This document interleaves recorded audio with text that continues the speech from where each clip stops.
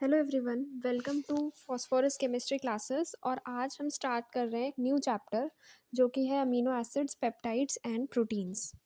सो ये वाला जो चैप्टर है ये हम लोग पढ़ रहे हैं अभी पोला यूरकानिस ब्रूस PYB से।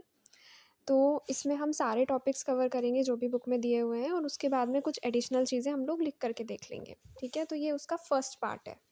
स्टार्ट करते हैं। सबसे पहले ये बुक रीडिंग है ताकि आपको एक बेसिक नॉलेज हो सके। ठीक है, सबसे पहले एक ना पिक्चर देख पा रहे होगे आप। ठीक है, आई होप वो दिख रही होगी। This picture I am talking about, this particular picture. So इसमें क्या है, cobwebs, silk, muscles and wool are all proteins. In this chapter, you will find out why muscles and wool can be stretched but cobwebs and silk cannot. You will also see how a reduction reaction followed by an oxidation reaction can alter the structure of hair. Hair is also a protein type of protein only. From straight to curly or from curly to straight. ठीक है, so start करते हैं। इसमें सबसे पहले है the three kinds of polymers prevalent in nature are polysaccharides, proteins and nucleic acids. So polysaccharides जो है पिछले वाले चैप्टर में वैसे वो हो चुका है, हम लोग मैंने अभी वीडियो नहीं डाली है बट वो आ जाएंगी धीरे धीरे करके। ठीक है, now we will turn our attention to proteins and the structurally similar but shorter peptides. इस चैप्टर में हम प्रोटीन्स और पेप्टाइड्स दो चीज़ों के बारे में पढ़ेंगे। हमारा है एक तो प्रोटीन और दूसरा है हमारा पेप्टाइड्स। ठीक है, this sorry proteins and peptides. ठीक है, इनके बारे में हम पढ़ेंगे इसमें। अब proteins and peptides are polymers of amino acids.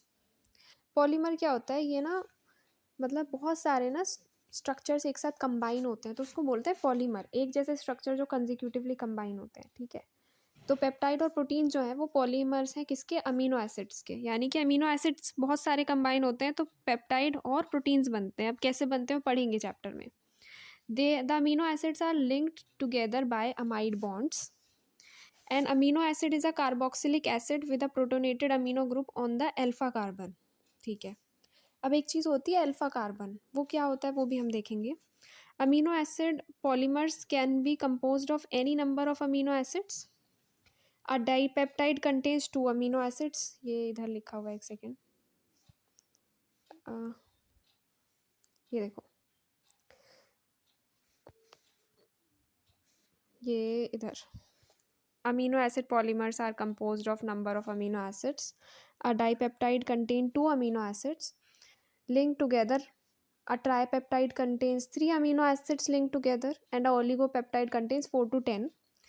ठीक है, amino acids linked together। इसके आगे बढ़ते हैं। ऐसे ही पॉलीपेप्टाइड जो है वो बहुत सारे जब मल्टीपल आ जाते हैं तो उसको पॉलीपेप्टाइड बोलते हैं। फिर आता है proteins are naturally occurring polypeptides made up of 40 to 4000 amino acids.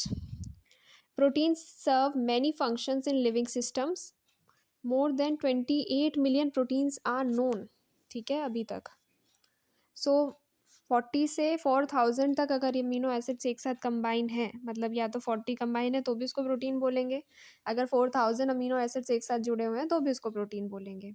तो protein serves many functions in living systems. More than 28 million proteins are still known, जो हमें पता है। ठीक है, examples of the diverse functions of proteins in living systems. ये next part आता है। इसमें क्या है, स्ट्रक्चरल प्रोटीन्स होते हैं, प्रोटेक्टिव प्रोटीन्स होते हैं, एंजाइम्स ये भी एक तरह के प्रोटीन होते हैं, इंपॉर्टेंट थिंग, हॉर्मोन्स। ठीक है, प्रोटीन्स विद फिजियोलॉजिकल फंक्शंस, तो इनके बारे में पढ़ लेते हैं। सबसे पहले structural proteins. These proteins impart strength to the biological structures और protect organisms from their environment. ये जो है स्ट्रक्चरल प्रोटीन्स जो है ना, ये एक पर्टिकुलर ना स्ट्रेंथ प्रोवाइड करते हैं। ठीक है, किसी भी स्ट्रक्चर को स्ट्रेंथ प्रोवाइड करते हैं, उनको प्रोटेक्ट करते हैं ऑर्गेनिजम्स को, किससे, एनवायरमेंटल कंडीशंस से। ठीक है, जैसे कि collagen is the major component of bones, muscles and tendons. वैसे ही केराटिन जो है वो मेजर कंपोनेंट किसका है, hairs, feathers, fur and outer layer of skin also.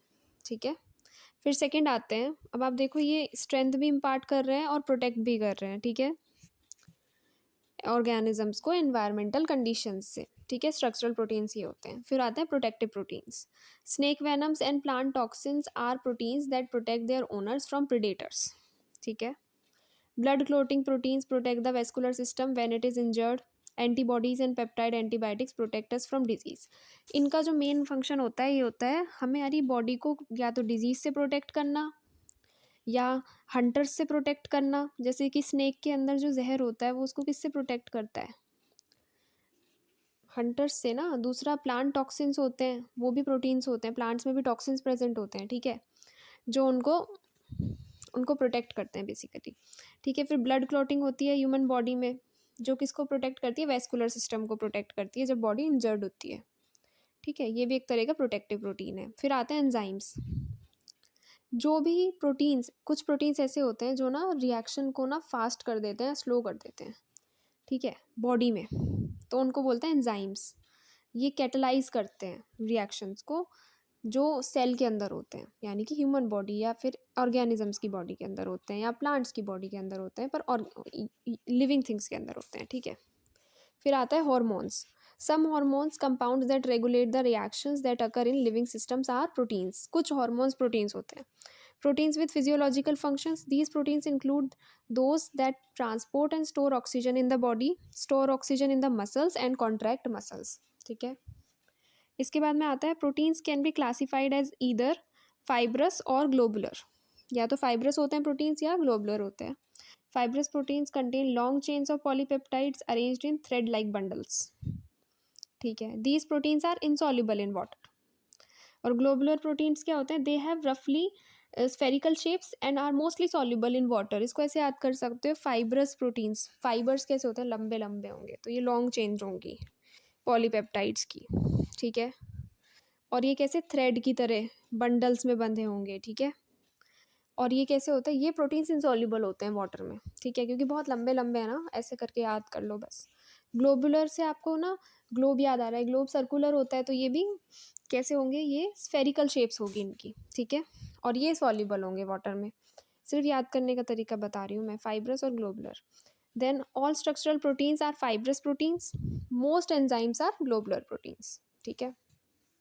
यहाँ तक हो गया है आपका। इसके बाद में आता है नोमेनक्लेचर ऑफ अमीनो एसिड्स। ये मैंने 2 वीडियोस बनाई है, उसमें मैंने सभी के ना नेम्स बताए हैं ऑलरेडी आपको। Most common occurring naturally occurring amino acids के बारे में बताया है। इस वाली वीडियो में मैं आपको स्ट्रक्चर्स नहीं समझाऊंगी, सिर्फ इनके एब्रीवेशंस बताऊंगी कि क्या यूज़ किए जाते हैं। जैसे ग्लाइसिन के लिए GLY यूज़ करते हैं और G वर्ड यूज़ करते हैं। एलेनिन के लिए ALA यूज़ करते हैं और A वर्ड यूज़ करते हैं, ठीक है। फिर वेलिन के लिए VAL यूज़ करते हैं और V लेटर यूज़ करते हैं। फिर ल्यूसीन के लिए LEU यूज़ करते हैं और L वर्ड यूज़ करते हैं। फिर आइसोल्यूसिन के लिए ILE यूज़ करते हैं और I as a alphabet use करते हैं, ठीक है। सेरिन के लिए SER यूज़ करते हैं। 309 के लिए THR यूज़ करते हैं और T यूज़ करते हैं। ऐसे ही आप लाइकवाइज ना देख सकते हो, इसका स्क्रीनशॉट लो, लिख भी लो चाहे तो, आपको लिखना है तो, ठीक है। ओके, आगे बढ़ जाते हैं। इसको भी ऐसे ही कर सकते हो।